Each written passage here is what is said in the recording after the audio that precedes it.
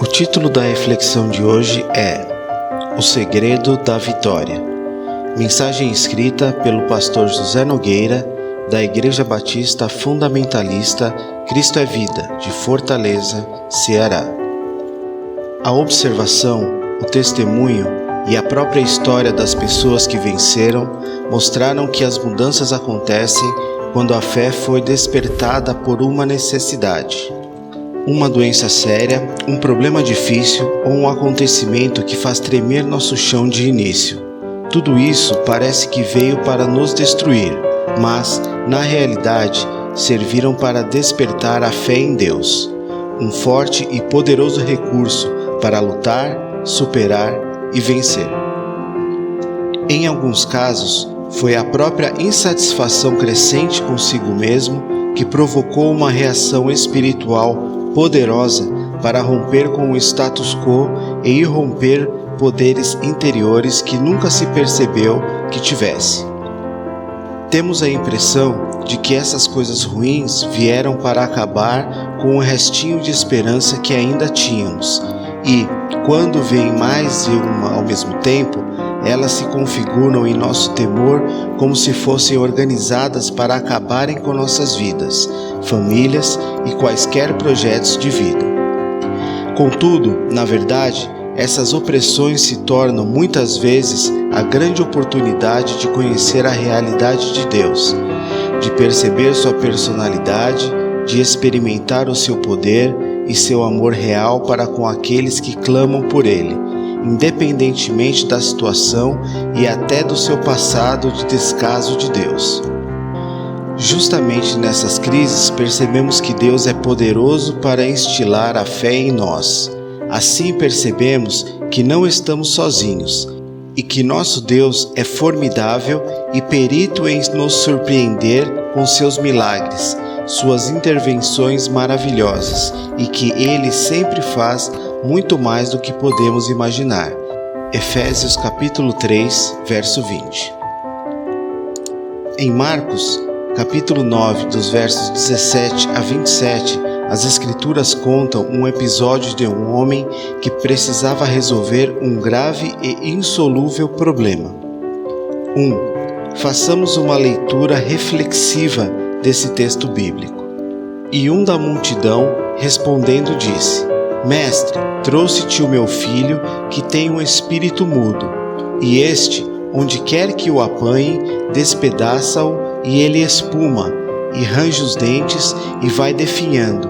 E eu disse aos teus discípulos que o expulsassem, e não o puderam. E ele, respondendo, lhes disse: Ó geração incrédula, até quando estarei convosco? Até quando vos sofrerei ainda? Trazei-mo, e trouxeram-lhe. E quando ele o ouviu, logo o espírito o agitou com violência, e caindo o endemoniado por terra, revolvia-se, espumando. E perguntou ao pai dele: Quanto tempo há que lhe sucede isto? E ele disse-lhe: Desde a infância. E muitas vezes o tem lançado no fogo e na água para o destruir. Mas se tu podes fazer alguma coisa, tem compaixão de nós e ajuda-nos. E Jesus disse-lhe: Se tu podes crer, tudo é possível ao que crê. E logo o pai do menino, clamando com lágrimas, disse: Eu creio, Senhor, ajuda na minha incredulidade.